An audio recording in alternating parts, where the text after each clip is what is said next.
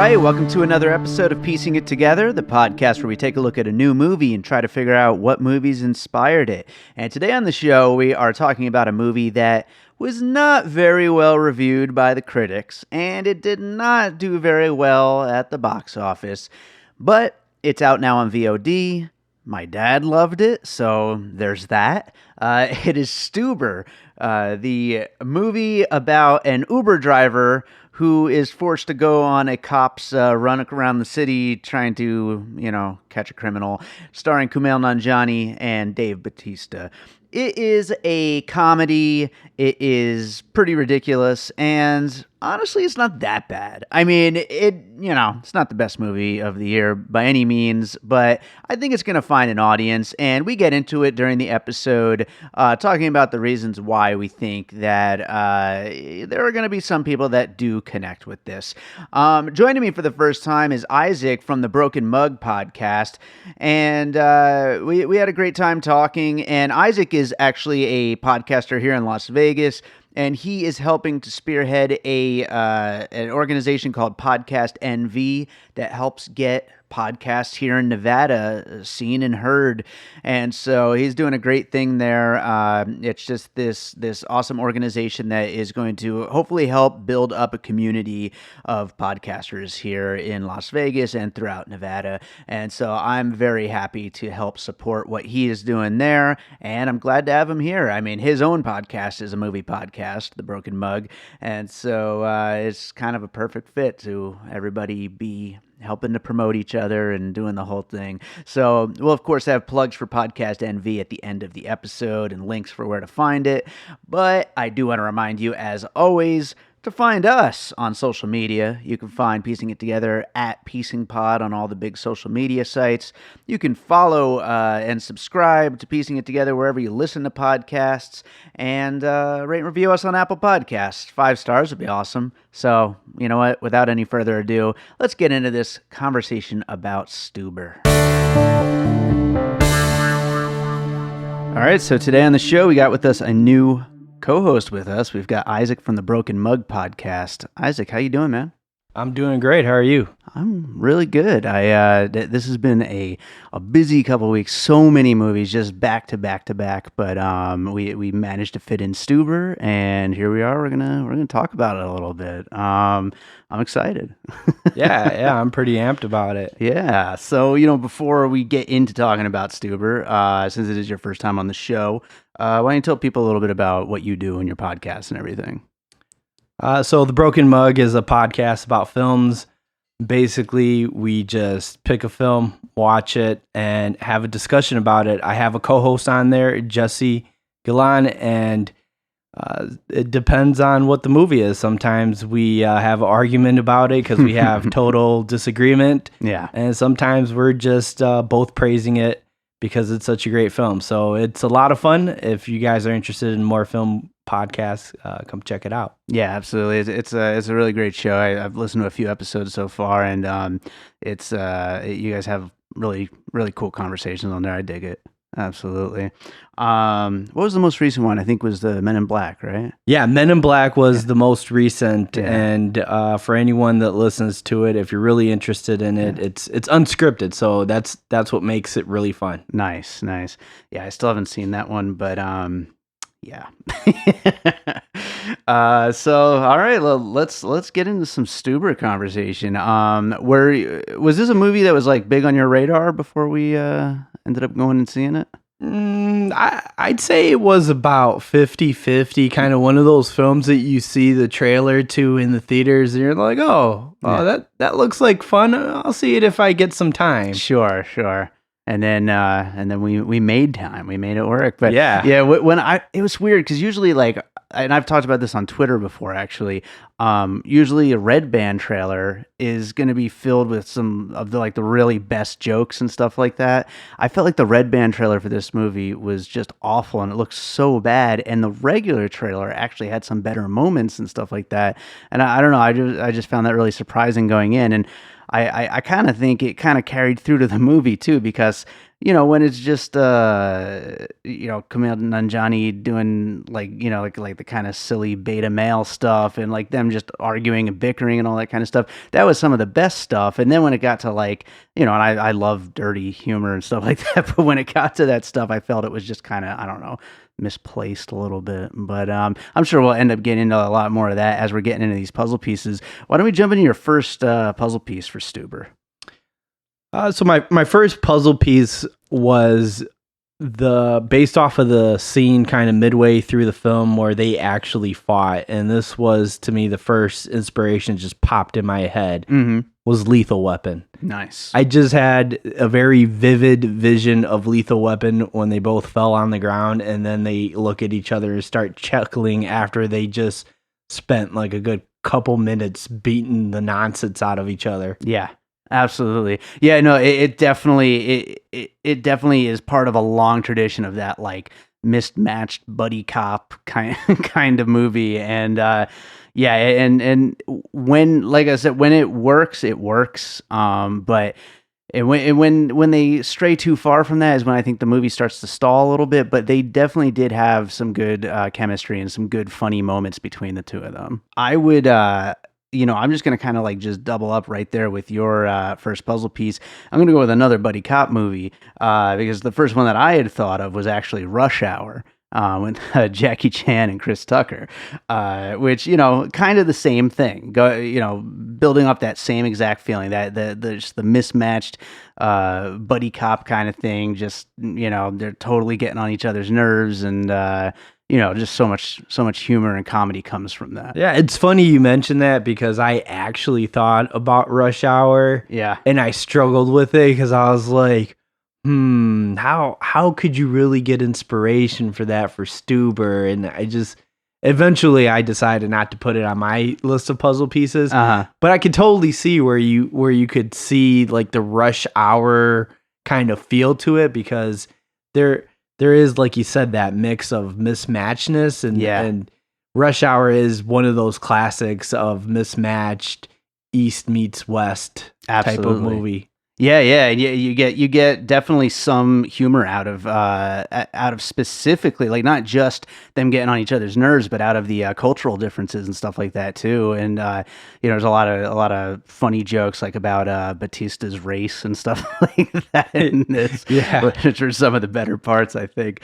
But and I think there's just like a pretty clear line. Like honestly, if you were to go back to Lethal Weapon and just start drawing that line, you'd eventually pass through Rush Hour on your way to Stuber, Yeah, and there's also a lot of funny jokes in terms of generation gap there too. Yeah. Those were the jokes that made me laugh the most, I think, throughout the film, were the generational gap jokes. One thing I remember from the trailer was the whole baby pistol joke. Oh, yeah. And when I noticed it wasn't in the movie, I was like, oh, I kind of missed that joke. Yeah, totally. They did that with a few of the jokes from the trailer, but yeah, no, that you're right. That a lot of that generational stuff and like stuff about even just his phone and all that kind of stuff. I mean, there's plenty of jokes in there, and I guess for a movie called Stuber that's like based on Uber, like they kind of have to. One weird thing, I guess, as long as we're talking about the technology aspect, I think it's so weird that they made a movie called Stuber and they couldn't use the Uber app. Like like it wasn't like the actual Uber app. It was like some like stand-in for it. Did you notice that? Well, so when they show the graphics for like the map and stuff, it's totally noticeable that it's not the actual Uber app. But I'm trying to think, and I don't think I ever noticed them actually clicking on the app to start it up. So every time we get a shot of it, we're already in the app. Yeah. So the assumption is made by the audience, oh, it must be the Uber app. Yeah, exactly. Unless they're familiar with it. It's kind of like when they're like going to Google on a movie, but it's like, search page or whatever, that kind of thing. But yeah, I mean, they certainly got a lot of mileage out of that. The whole Uber, like, I wonder if they paid for the rights to the name. Like, they obviously didn't get the app images itself, but I mean, they named the whole damn movie after Uber. Like, I don't know that they could. I think it's kind of a gray area. I'm definitely no legal expert. Yeah. But my opinion would be that it's the gray area, because if you think about it, Ubering is kind of a verb nowadays. Yeah, exactly. You know, it's so if this movie came out 10 years ago, it would be called Staxi. Or Stab. But yeah. That is an awful joke. What do you got for your next puzzle piece? This one was a bit of a stretch, but it's a movie that really is one of my favorites, and I think it's a classic, Crank. Oh, nice. And the reason I picked Crank was not really because of the plot or anything, but I felt like they took inspiration for that kind of day in the life aspect of it. And Stuber, yeah, it takes place, you know, we kind of get the beginning of it years before, but then the core of the movie takes place over one day. Yeah. And we're really following the antics, kind of just beat after beat throughout the day. And it's really rushed through. Kind of the same way that Crank was, where, you know, we wake up in the morning and we're going beat after beat throughout his day as he tries to find something. So sure, I felt like there was some parallels there, and that's what eventually got me to put that on the list. Yeah, no, absolutely. And I mean, you know, some of the action sequences are like really freaking crazy, especially towards the end, like the last 30 minutes or so. And so, I mean, that just ramping up the action to very, very over the top levels. You know, again, as I was saying earlier, like I wish some of the comedy went, you know, more in that direction. I also wish some of the action went even more in that direction.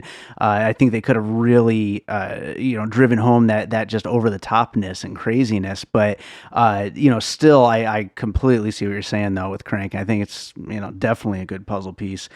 Another movie, which is actually my next puzzle piece, that kind of deals with that whole, you know, it just being like this one crazy night for these characters. It is the Michael Mann film Collateral with Tom Cruise and Jamie Foxx, where Tom Cruise is a hitman who basically commandeers Jamie Foxx's taxi and makes him drive him around on his errands through the night of doing, you know, crime shit. And I think this is in a lot of ways like a comedy version of that same basic story. Yeah, wow. I can't believe I totally forgot about Collateral. I haven't seen it in years. I haven't either, but so preparing for this podcast, one of the first things I was thinking in my mind was like, geez, what movies have I seen that are similar to that? Sure. And I think personally, that was, since it's my first time doing it, that was a little bit of a struggle at first, because for me, I tend to try and look at movies within itself. I don't usually try to compare them to others. So it was a different exercise for me, a very fun exercise. Yeah. But wow, you saw my face as soon as you said Collateral. Yeah, I mean, it's definitely a different way of looking at things, and yeah, I mean that was definitely, like, for me, it was like one of the first ones, because I mean, like I said, I haven't seen it in a long time, but it is just such a standout movie. I mean, you know, that is such a great Tom Cruise performance, and Bautista is basically a kind of a goofier, almost more cuddly version of that, you know? Yeah, definitely. Yeah. So what do you got for your next puzzle piece? My next puzzle piece is, I'm not sure how many people may have heard of this film. It's kind of an obscure film. I don't think it was in theaters, to be honest. Okay. Next Day Air. Next Day Air. I don't think I have heard of this one. So this stars I can't remember his name, but the guy from Scrubs, the buddy of the main character. Donald Faison. Yes. Yeah. So he stars in this film, and it's a film about a delivery package guy who delivers a package to an apartment. And these apartments, the package that's being delivered is under shady circumstances. And because of this, now everybody is looking for him because he knows what happened to the package. Sure, yeah. So it's a pretty interesting movie. I think it was very well made in terms of the low budget that they had. But what reminded me about Next Day Air was that whole somebody who's in the wrong place at the wrong time, Mm-hmm. and then getting involved in everything that's now happening as a result of Sure. some sort of coincidence that happened, that they just happened to be there. Yeah, that's a really fun. I don't want to say trope, but I mean, I guess that's what it is. But like the thing where the guy just gets like involved, even though he had no intention of, and then just all hell breaks loose, and he's involved no matter what he wants. I didn't have it on my list of puzzle pieces, but I'll just kind of like throw it in there with the movie you just said, Next Day Air. But I was thinking about Premium Rush with Joseph Gordon-Levitt, which also kind of had that kind of feel of like getting roped into like this like crime related thing that like wasn't where they expected to go, and ended up having to run all over the city, doing crazy shit. But yeah, no, that's a great puzzle piece, and I have not seen that. I might have to seek that out. Sounds like fun. Yeah, it's a great comedy. I probably watched it a few times just because it was on TV, but it's one of those films that's kind of like, once you watch it, you're like, huh, like, why haven't I ever heard of this? This is a pretty fun film. Sure. Yeah. It sounds good. Well, I'm gonna go for my next puzzle piece with a combination of two movies, sequels to each other, 21 and 22 Jump Street, with Jonah Hill and Channing Tatum. Which I think kind of had a similar tone and feel to this, with like, again, the mismatched combo, one who is more of an action guy, and the other one who is totally not an action guy, and but trying to fit the mold and trying to be there and show up for the situation even though he doesn't want to be. And also just mixed with like a whole lot of improv humor. It seems like a lot of these jokes were probably just scenes where they left the camera rolling and just told them to try things. Especially Kumail Nanjiani, which he comes from an improv background, so I figured they probably do a lot more with him than Bautista. They probably feed Bautista lines the whole time. But yeah, I those movies, which are a lot funnier than they have any right to be. They're actually pretty damn good. But I felt like that tone is what they're kind of going for here. Yeah, it was a pretty mismatched tone. The whole film I don't think I was even really interested much in what was going to happen. I was just looking for the next laugh throughout the movie. Sure. Yeah. What's the next joke? Yeah. What's going on now? Yeah. No, that's totally, because especially Bautista is great in the Guardians of the Galaxy. So I mean, he's kind of on a little bit of a roll right now, mainly because of that. But Kumail Nanjiani is someone who I've just loved for a long time. He's just so funny, and I was really looking forward after The Big Sick. I mean, I was really looking forward to him to get another like starring role movie. Yeah, no, definitely. He is really great, and what I really like about him as an actor is he can play a pretty good range of characters. So hopefully Hollywood doesn't start to typecast him, because he's definitely got that range where he can hold his own. Like you mentioned with Bautista, he's on a roll from Guardians of the Galaxy. Sorry, why did I say Angels? Yeah, no, absolutely. I mean, luckily so far it seems like Kumail's really kind of cutting his own path in Hollywood so far. I mean, just hopefully he gets to stay on that path, Yeah, definitely. I think he'll have pretty good success as long as he sticks with some of the more indie production houses. Sure. Yeah, absolutely. So what do you got for your next puzzle piece? My next puzzle piece was National Security. That's an old Martin film. Yeah, I'm trying to think of who he co-starred next to, but it's basically it's about a cop who comes across a guy who wants to be a cop, and they both end up being security guards on the same assignment, and then they get involved with this whole like bad guy thing that they accidentally uncover. So it's a pretty funny film. It's pretty good. This is one of those films back in the day from when Martin used to be a little bit more popular. I haven't really heard from him much, so I don't really know if he was affected by some sort of scandal or he's just laying low or what's going on. But this year he's finally getting a little bit of a comeback going. Yeah, he was in The Beach Bum, and he steals that freaking movie. I mean, if you're a longtime Martin fan, watch The Beach Bum. I missed The Beach Bum. Oh, small role, but he is so freaking funny in that movie. In his like little bit that he's in it. He's so good. And I think he has a new stand-up special maybe or something that either just came out or it's coming out. Yeah, he's definitely one of those old school comedians that it's just he still holds his own. Like the other night I was playing poker and I'm playing poker with a bunch of Latino guys, half of which don't speak very good English. And the show Martin came up. Yeah. Like, that's how good of a comedian this guy is. Yeah. The show Martin came up, and we're all laughing and having a good time, just reminiscing about his characters that he played on the show Martin. That's awesome.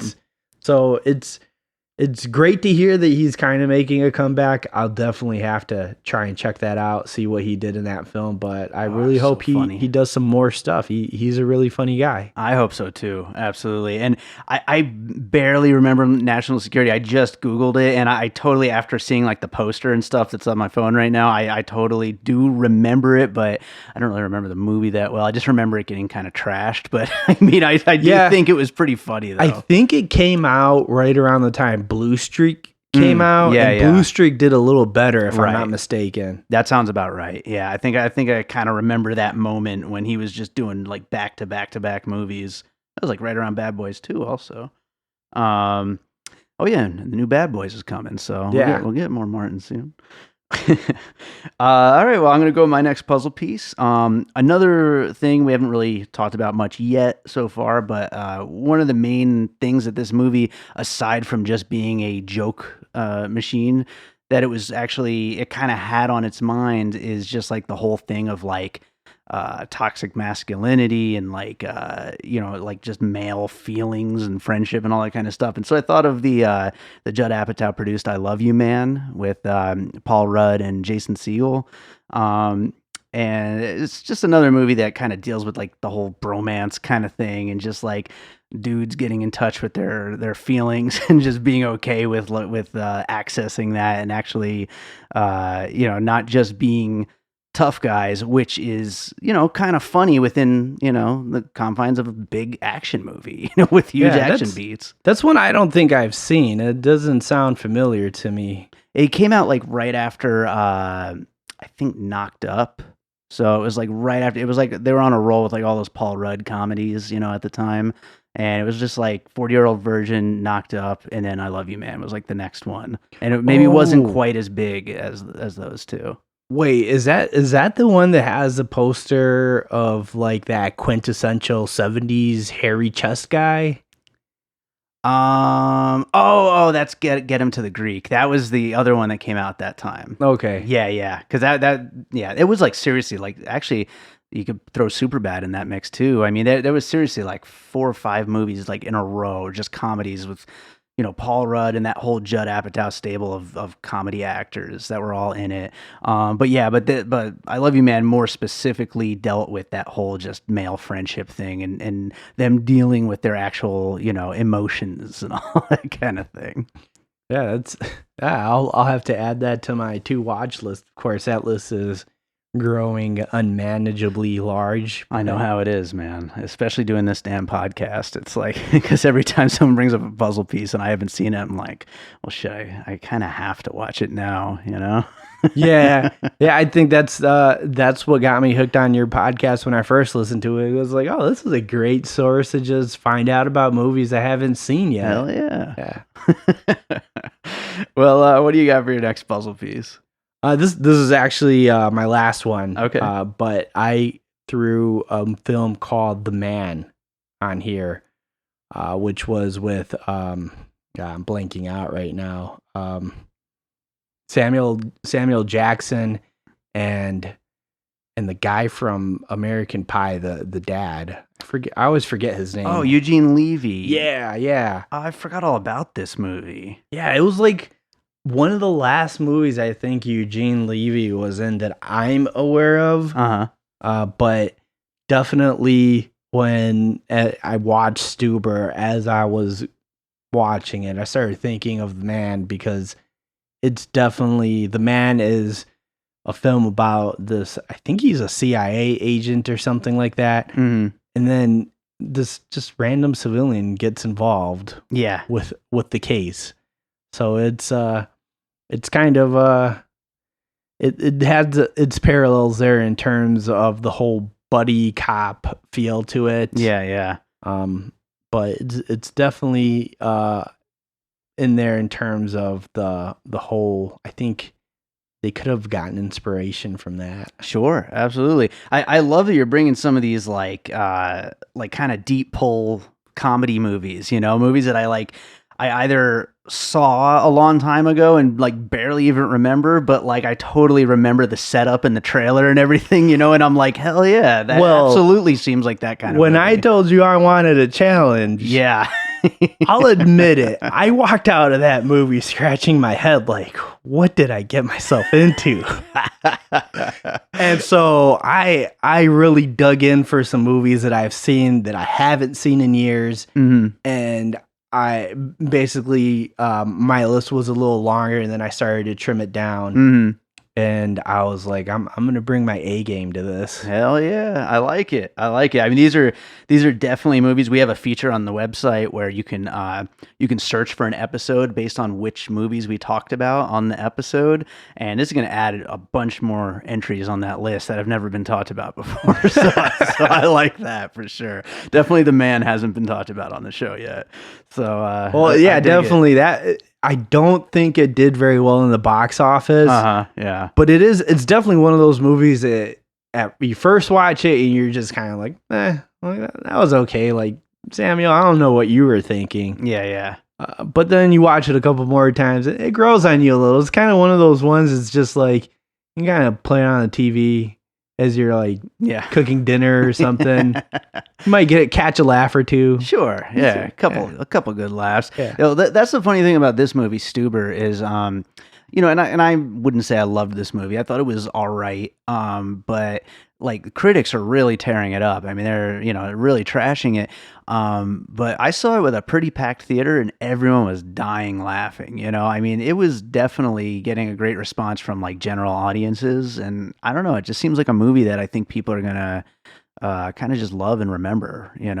Yeah, it has its moments in the film in terms of, like, for example, the whole he ordered an Uber pool and he didn't even know what it was. So he's kicking out the girls from there.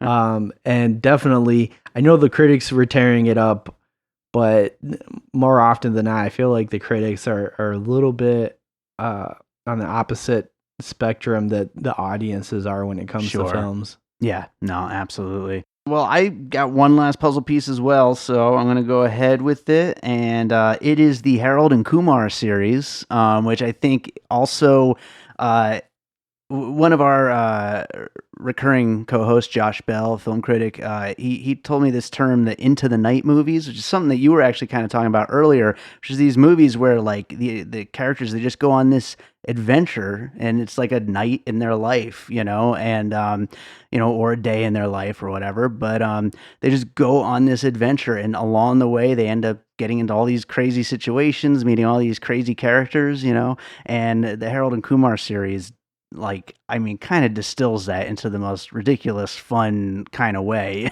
Yeah. Those were some classic films. Although I have to admit, I do have a little bit of beef with those films. Oh yeah, and that's because I'm not a White Castle fan. So I don't like how popular they made White Castle, because when those films came out, and all of a sudden all my friends were like, "Oh, we got to go to White Castle," and I'm like, "I'm not driving there." Damn, I don't want to go there. It should be Harold and Kumar go to Del Taco, or Harold and Kumar go to In-N-Out. Maybe would that be good? Nah, I don't know. I think personally, I think when you have films like that, they kind of use like a franchise or corporate name like Sure. that. It usually leaves a sour taste in my mouth. Yeah, for sure. Well, we got a corporate name here with Uber, but I mean, it's kind of perfect, I think. Yeah, this is one of those ones where I think the name doesn't really ruin the film. Mhm. It doesn't have really anything to do other than what the main character does. Yeah, exactly. So I think it works pretty good. In the whole how we learn why he's called Stuber, I thought was pretty great too. I got to imagine this script already existed at one point, and it was just a taxi, and then like it was probably just like floating around, not getting made, and then just all of a sudden they're like, hey, why don't we add some Uber jokes in it, just to spruce it up a little bit, make it a little extra funny and current. Yeah, I could totally see the script existing like 10, 15 years ago before Uber came out, and then it resurfaced maybe on the blacklist or something. I don't know. Absolutely. Well, why don't I go ahead and do the finished puzzle, and then we'll get into any of our closing thoughts on Stuber. So the finished puzzle includes Lethal Weapon, Rush Hour, Crank, Collateral, Next Day Air, 21 and 22 Jump Street, National Security, I Love You Man, The Man, and the Harold and Kumar series. So, you got any closing thoughts about Stuber? I think my closing thoughts on it is if you ever get an opportunity to troll your girlfriend's dad the way that Stuber did, go for it. Yeah, that's definitely a good plan. Kumail knows how to do things like that. He definitely knows how to troll. I was waiting for what was going to happen, and I'm sorry for anyone who hasn't watched it. I kind of spilled some of it, but that's fine. It was you're seeing the kind of the neat, the traditional neat tie up everything. Where's everybody at? What's going on? And I was just in the theater like, where is he? Where'd Stuber go? What happened to Stuber? And he shows up with Bautista's daughter in the film. Do you think, one question, do you think there's room if this, I don't think it's doing that good, but like I said, the audiences sure seem to love it. Do you think there's room for a sequel to this? Do you think this like pairing should do more? I'm split on that. And personally, I don't tend to like sequels. Mm-hmm. I really enjoy films that just kind of stand on their own. Sure. Especially with all the cinema verses that we have out these days, we have enough sequels. Oh yeah, if you ask me. But with that being said, I think the duo of Bautista and Kumail they're great together. Mm-hmm. Kumail really plays well off of Bautista. Bautista, I think he still has some room to grow as an actor. Mm-hmm. To me, I still have a hard time not seeing him as a wrestler. So yeah, right. I feel like he's still coming off of that, but he is starting to hold his own as well when it comes to certain films. Hopefully he doesn't keep getting put in these like macho type police roles. Yeah, that's true. They definitely need to write a little more for him or something. Like that's like one of the biggest problems is that this movie relies so much on him being blind and bumping into things because he's a big dude, and big dudes bumping into things is funnier. It's like they need to give him actual jokes and stuff, Well, we might see something in his next film coming up. I can't remember what it's called off the top of my head, but the one with the little girl? Yeah. It's been delayed till next year. Really? Yeah, I guess the studio's having some kind of money issues, and they had to cancel the release of it. It was supposed to come out next month. That's a shame because he's been on like a roll lately. That must really suck. But I think it's coming out in February now, so hopefully it'll be good when it finally comes out. Though it's got a pretty good trailer. Yeah, the trailer is pretty good. But that's why I mentioned I hope he doesn't keep getting typecasted, and they give him the opportunity to maybe see what he can do. Yeah. Honestly, I don't have much faith in much more from him, but Well, I guess we'll find out. But yeah, I think that about does it for Stuber, though. Do you have another movie you've seen recently that you'd like to recommend? I'm trying to think. I think it's called Booksmart. Oh, right on. Yeah, that was a really great film. Really funny, kind of in that whole like super bad esque comedy sort of thing. But what was really refreshing about it was that it was from perspective of some high school girl. So we're not watching the typical boy senior year trying to lose their virginity deal. Yeah. So it was really funny. There was definitely some intellectual jokes in there where you know, if you're not really thinking about it, they kind of just zoom over you. Yeah. But even then, if you're not really into the intellectual jokes, they got a lot of good gags and running gags throughout the movie that just kind of fall into that kind of slapstick comedy style. Sure. Yeah, it's definitely got a good wide range. And honestly, that is a movie that not enough people went and saw. So if you're hearing this, it's still in theaters, I think, right now, probably another week or two. Go see it before it leaves theaters, because it's definitely, I got to agree with that recommendation. Definitely go see that. Isaac, where can people find your stuff?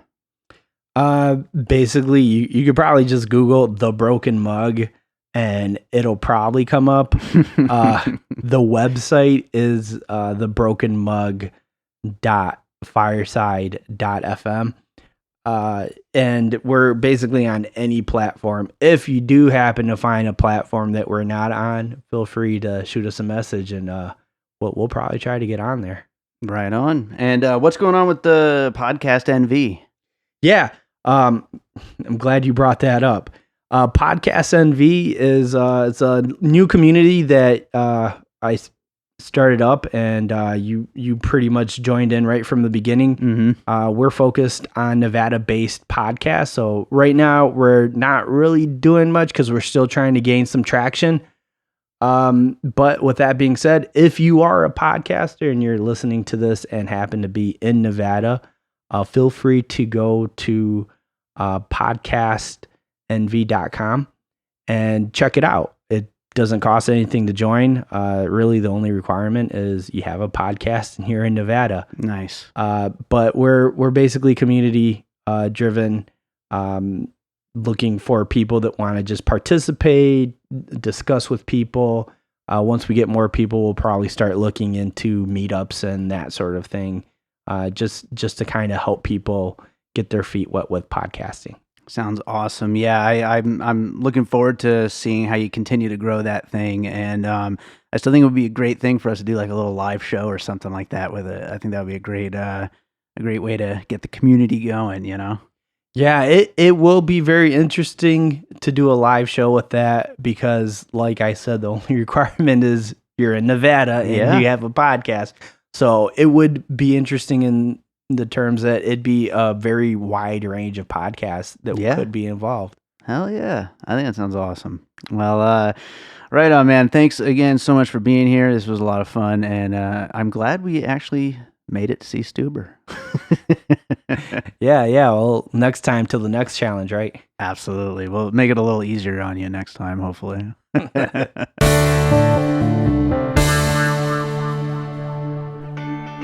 Hello, everybody. My name is The Vern, and I'm the host of the Cinema Recall podcast, part of That Moment In. We are slightly different than your average movie podcast in that we don't review a whole feature. Instead, myself and a guest will break down our favorite scenes in movies and then discuss why they are so iconic. So check us out. We are available on Anchor, Google Podcasts, Apple Podcasts, and more. Don't forget to follow us on Facebook and Instagram under Cinema Recall Podcast, and we are available on Twitter at Cinema_Recall. We hope you enjoy. Thank you for listening. All right, hope you enjoyed that conversation about Stuber. And speaking of Cinema Recall, I'm actually joining Cinema Recall. I'm joining the Vern this weekend to talk about Alien, the original Alien, which is in theaters this week for the 40th anniversary. So that should be fun. I'll, of course, post links once the episode is up. But yeah, always check out the podcast that we promote in our little ad spot there. We always love to give some love to other podcasts, just like Podcast NV is doing for the Nevada podcast communities. So there's so much love around with all these podcasts and podcast world and all this stuff. Support everybody. It's great. So, as always, I want to remind you to make sure you are subscribed to Piecing It Together on your podcast app of choice. Rate and review us on Apple Podcasts. And you know what else you could do right now? Nominations are open for the Discover Podcast Awards. Why don't you go nominate us for Best Movie Podcast? That would be amazing if you did that. I will put a link in the show notes, although you can also find the link on our social media and everything, which you should also be following us on at Piecing Pod. But yeah, I mean, you know, if we win an award, that would be kind of cool. But I mean, I just want to make good content. But it's always nice to put a little thing. You know, my music has won some awards over the years, and as soon as I won my first award related to my music, boom, it went right on the business card, award-winning music composer. And I always find that to be kind of ridiculous, but you got to do what you got to do to get noticed, you know? So, as always, I just want to thank everybody who's been out there listening to the show. Our numbers have just kept growing and growing and growing over the last couple of months, and it's just been awesome, and I really appreciate that you're all out there. Get in touch with me. I'd love to hear what you're thinking of the show. I always tell you to rate and review us, but you could just get in touch, you know, on social media or whatever. We want to know what you're thinking of the show. If you want to be on a future episode of the show, I'm just now getting started with scheduling out some late October into November into December episodes. Lots of movies are coming our way, so there's going to be a lot of movies that need to be covered. So if you ever listened and thought, hey, I want to get into some puzzle pieces, get in touch. So that does it for today. Let's leave you guys with a piece of music as we always do. And here's one I don't think I've ever played on the show before. This is from one of my free albums, Further Into the Dark, and it's called On the Outside. And yeah, I mean, not much to say about it. It's a track. It's a B-side, but it's pretty sweet, and I figured we'll throw it in here today. So enjoy it On the Outside, and we'll be back with more Piecing It Together coming out real soon.